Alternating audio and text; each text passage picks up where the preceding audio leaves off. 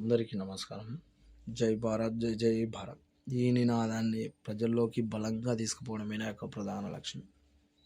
అయితే కేంద్ర రాష్ట్ర ప్రభుత్వాలు ప్రజల కోసం తీసుకొస్తున్నటువంటి ఉచిత పథకాల వల్ల లబ్ధి పొందుతున్నటువంటి అటు కుటుంబాలు, ఉచిత పథకాలు లబ్ధి పొందుతున్నటువంటి అటు కుటుంబాలు తాత్కాలికంగా మాత్రమే ఆ కుటుంబాలకు ఉపశమనం లభిస్తుంది తప్ప దీర్ఘకాలికంగా ఆర్థికంగా ఎదగడానికి ఆ ఉచిత పథకాల వల్ల ఎలాంటి ప్రయోజనం లేదు.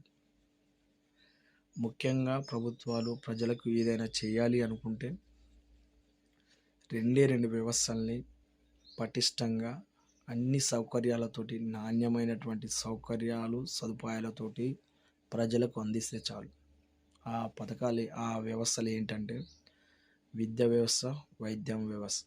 అంటే మెరుగైన విద్యను, మెరుగైన వైద్యాన్ని పేద ప్రజలకు, ప్రతి పేదవాడికి అందిస్తే చాలు. ఈ రెండు వ్యవస్థల్ని పటిష్టంగా ప్రభుత్వాలు అమలు చేస్తే చాలు. ప్రతి పేద కుటుంబం ఆర్థికంగా ఎదగడానికి ఎంతో వెసులుబాటు దొరుకుతుంది.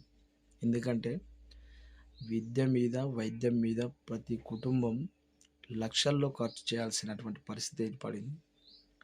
అలాంటి కుటుంబాలు ఎన్నో ఉన్నాయి. ఆర్థికంగా కుదేలైనటువంటి కుటుంబాలు కూడా చాలా ఉన్నాయి. కాబట్టి దయచేసి కేంద్ర రాష్ట్ర ప్రభుత్వాలు మెరుగైన విద్యను, మెరుగైన వైద్యాన్ని ప్రతి పేదవాడికి అందిస్తే చాలు. ఇక నా వీడియో చివరన ఇలా ఉండాల్సిందే. జై భారత్, జై జై భారత్. Thank you.